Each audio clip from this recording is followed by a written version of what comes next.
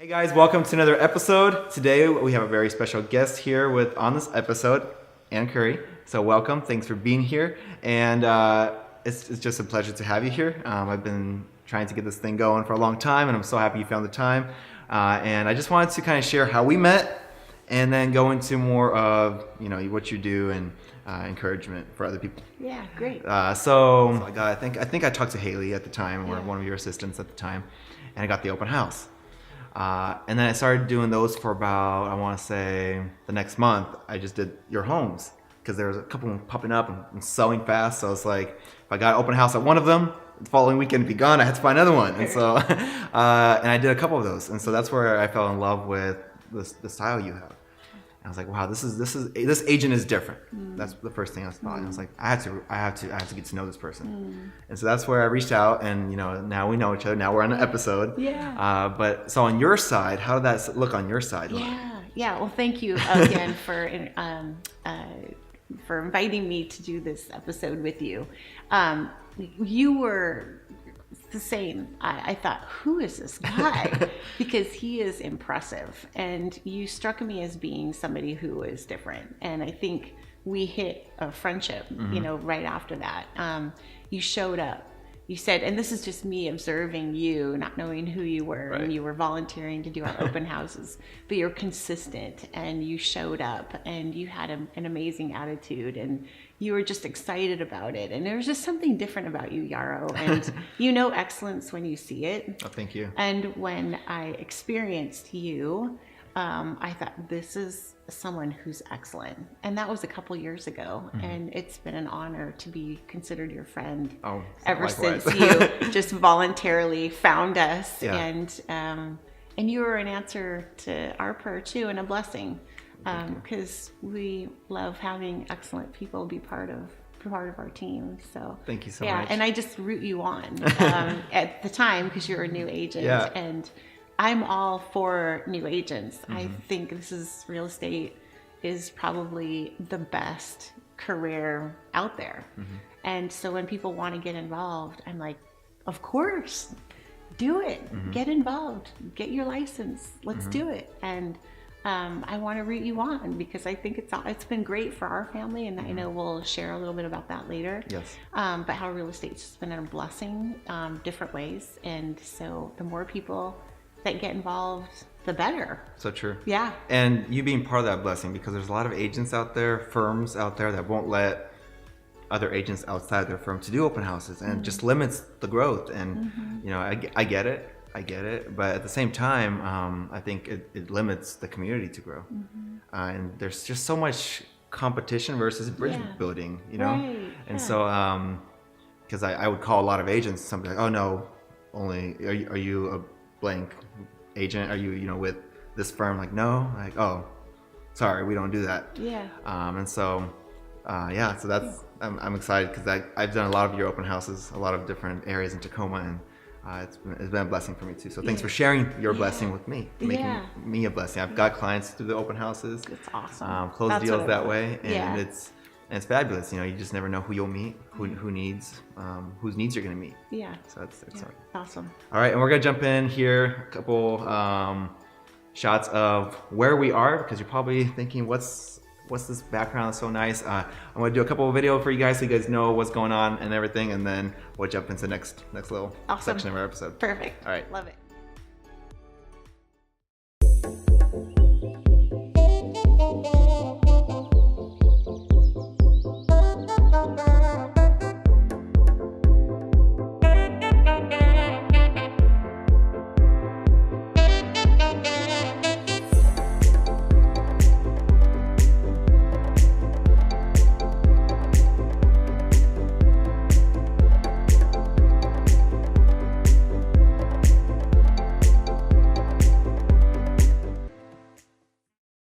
Just wanted to talk more about you. How you started in real estate. I know there's a lot of people starting real estate. It's something new for them. It's a new field, or maybe they've been in property management, whatever it may be. There's a lot of new agents from these last couple of years, and I want you to kind of share, maybe encourage the new agents. I'm a newer agent myself, and just let me know how you started and maybe share that with everybody. Yeah.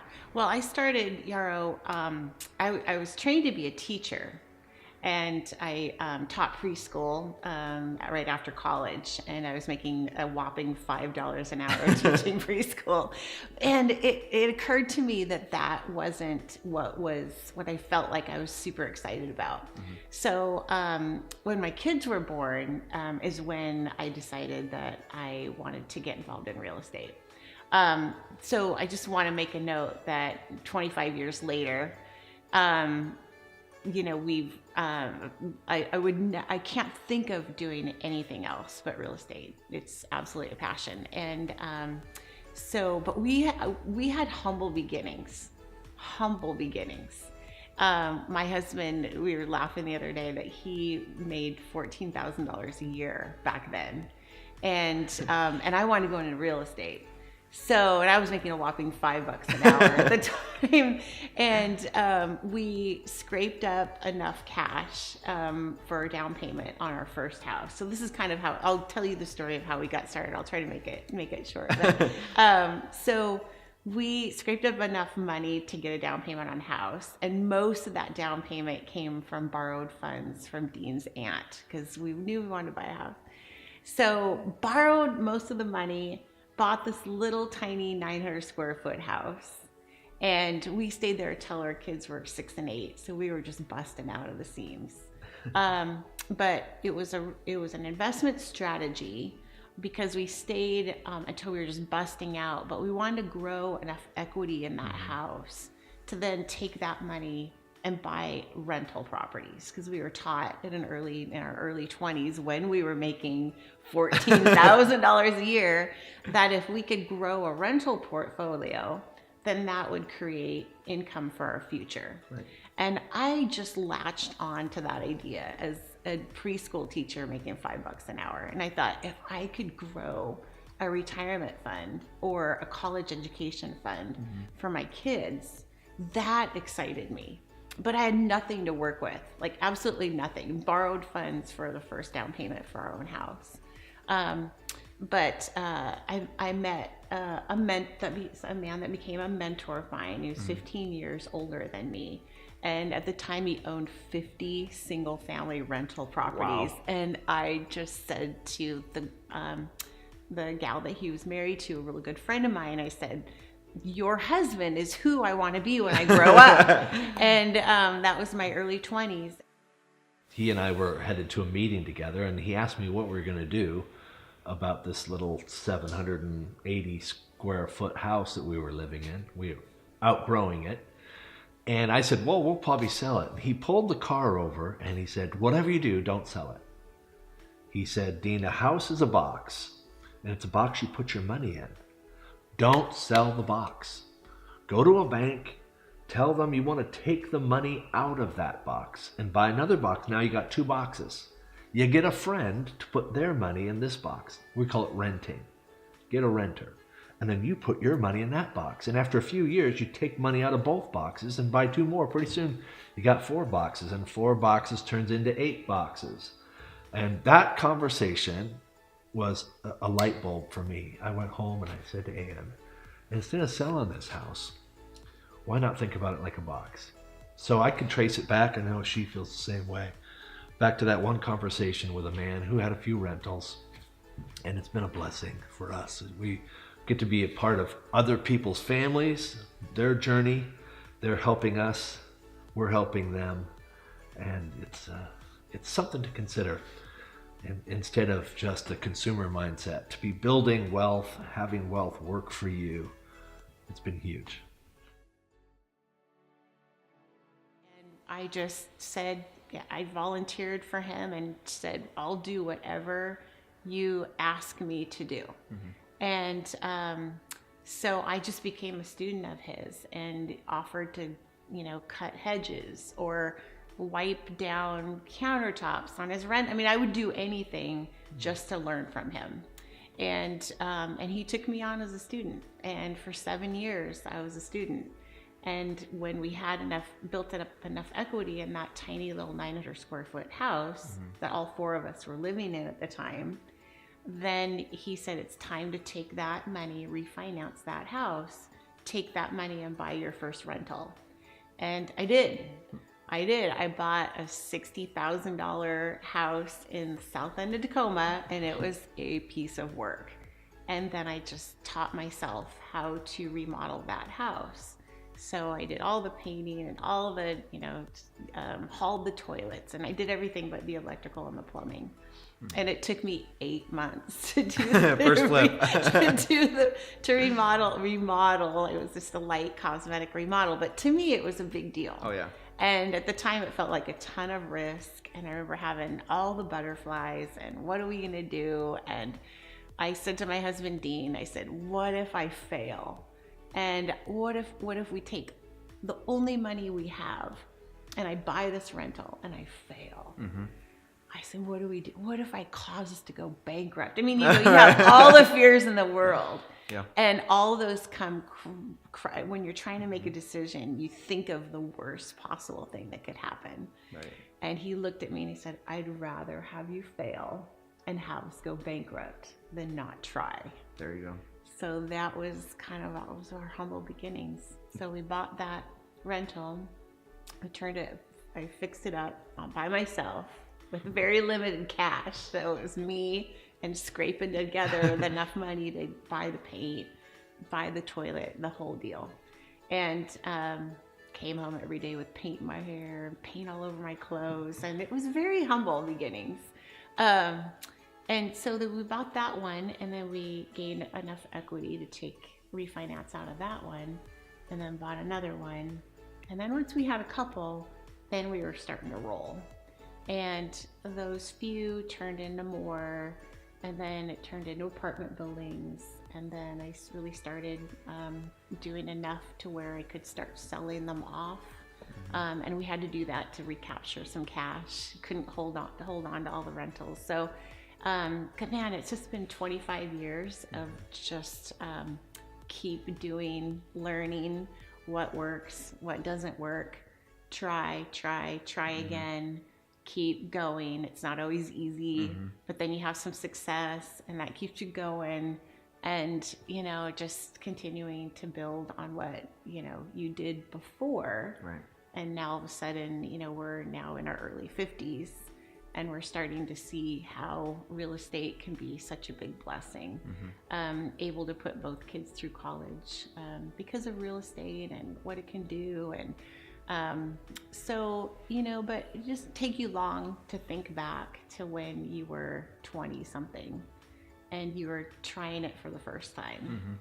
And all of that just comes right back to you. And what I would say, if we're talking to a newer agent or somebody who's interested in getting involved, I feel like, man, if somebody like me can do it, because I didn't have a whole lot of tools in my toolbox, just the desire to try to do it, then really anybody can, because we really started with absolutely nothing, but to go for it.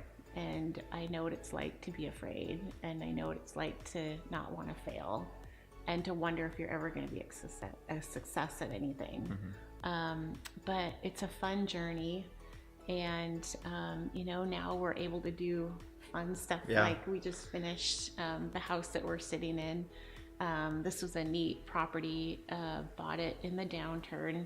There was an old duplex that was sitting on this land, and nobody else wanted to buy it. It was on the market for like 2 years. And I had people try to talk me out of buying it. Makes you question. It's like, wait, it's been on the market way too long. I know, like, what is wrong? I know, you always wonder what is wrong. But I saw what could happen here. And you can't see that side, but if you turn the camera around, you can see this beautiful view. I'll get some shots for everyone later. Yeah, there you go. So there's this old duplex, and it was basically just barely standing. And it was right in the middle of this lot, and it's got this beautiful view, but it was during the downturn. Nobody was buying real estate. It was a rainy, cold February day, and the rain was just sheeting. But I was down on the waterfront, and I looked up, and I thought, I wonder what's going on with that thing. So I drove up here, called the agent, and he said, just make me a crazy offer. So we did. And so now we've built, we do some new construction, and that's kind of how fun real estate can be, because you start with something and then there's just so much more to learn, is that you never can be bored in the real estate field. And I'm sure you've experienced that too. There's just so many ways you can use it. And so we've gone from the, funny little first time, rental property to buying dirt and developing new construction. And the house we're sitting in is just a really fun project that we just completed. So it's a wonderful field. Yeah, I think a lot of agents, they start in I think with the wrong mindset, thinking, I'm gonna start real estate and I'm just gonna have all this in like 1 year, or I'm gonna start closing 30 deals my first year. And some people do, and some people do. It all depends on your who you know and how invested you are. But I think it's great that you're sharing this journey of real estate versus just becoming a success overnight. Which unfortunately there's a lot of mentality out there like that, and so people get focused so much on the money, and they're missing this journey. They're missing this opportunity to grow not only themselves but other people and the community. At this point, the community. What you did with the Pearl Street, the Enclave community. I mean, things like that, and you're affecting people's lives in a positive way. And that journey is just very motivating, especially for those who are starting, or maybe those who have been in the industry. They say an experienced broker, and sometimes those experienced brokers or those who have been in the industry for a long time, they haven't done anything with, they're selling, they're buying, they're helping families, but I think you can take real estate to a whole other level with the passion. That's right. Especially like this. So right here, where Ruston, no one would have thought Ruston Way would have been like the Alki of Tacoma. That's right. And now with so much more development, so much entertainment, just this property here, it's just fabulous to see how things come together. And it was built in someone's imagination. So I heard a story that the developer that developed this saw this land from an airplane, and I don't know if the story is true. This is what I've heard. I like this. This is Anne's version. Revised. He saw it, and he looked down, and this all happened and we're looking at the Point Ruston development is what I'm pointing to, because we can see it out the window, but it happened in someone's imagination. And you're right, it's about the journey. It's about what you can imagine that you can create. And really most of life is creating something. It's creating a better life for your kids. It's creating a vision of your future. It's creating, even a tactical thing like the house we're sitting in. It all started in someone's imagination. And I think all the greatest things that people have done have been, the crazy stuff that nobody ever thought could ever happen. But you boil that down to something, it's as simple as, just wanting to create a career or a future. And it is so much about, touching other people's lives and touching your own and creating something you never thought imaginable for yourself and your own family. But in doing so, you're always touching other people. And it's somebody once said, as long as there's a problem to solve, you'll always be able to make money. You just have to figure out the problem somebody needs you to solve. And we've talked about the construction end, but in the end, I love home. And if I can solve someone's problem by helping them figure out and creating a home, whether it's a rental home or a home that they buy, that's solving their quote unquote problem. Everyone needs a place to live. And I think territory is important. And I think having a home and a home base is important. So. Yeah, it's like the risk-taking part, where we limit ourselves and our growth based on the risks we don't take. In order to succeed, you just have to take risks, and sometimes you'll fail. So can you share something maybe at one point where maybe you did fail, and then maybe how you overcame that, or? Well, since we remodel about, I don't know, 20 to 30 homes a year, and not all of those are epic successes. We bought a house last year actually, and we didn't see, the inspection didn't show that there was a massive foundation issue. So we get into it, and the house actually had been like shifting down the hill. And so it was like about 8 inches off the foundation.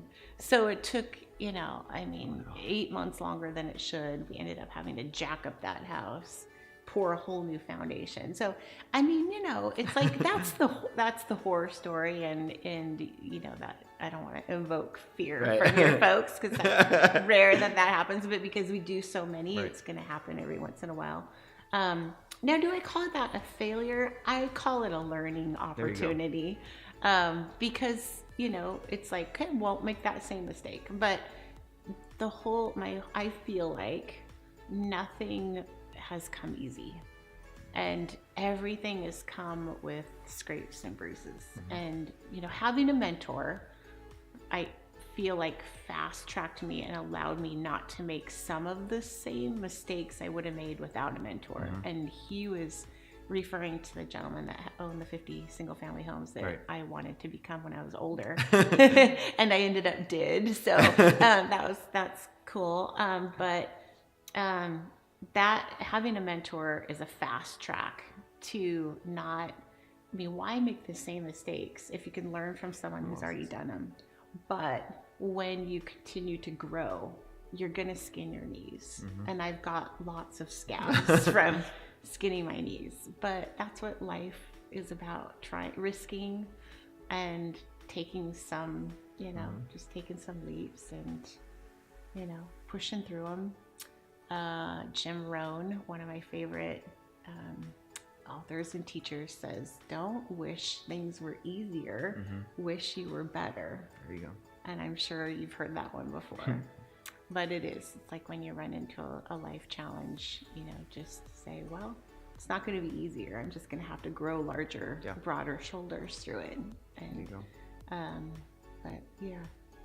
That's great inspiration for anyone getting into the industry, or already in the industry and just changing their mindset to become more successful or impact more people's lives. So I definitely appreciate your time on this episode. This is a couple weeks before Christmas. We are right around the corner for a new year. Everyone's setting up new goals or habits. I say create a habit versus a goal. And so I'm just excited for the new year, 2019. It's right around the corner, and a lot of people are going to be setting new goals. So this is a perfect time for people to look at life a little bit differently in the new year. Yeah, that's awesome. That's so happy to have you here. Thank you so much for finding the time. I know you got a lot going on, and so we'll have people check out this property if it's not sold already by the time this is edited. And thanks for asking me, Yarrow. You thank you a so great much. bang-up job. I'd do anything for you. Oh, thank you so much. Thank you so much. Great. All right, guys. Well, this is another episode here with me, Yarrow, your home hero. Check out more episodes coming in the new year. Follow my Instagram, Facebook. Please follow Ann Curry Homes, correct? Right. Okay, hashtag @ whatever you need to be using. So, and we'll see you guys in the new year.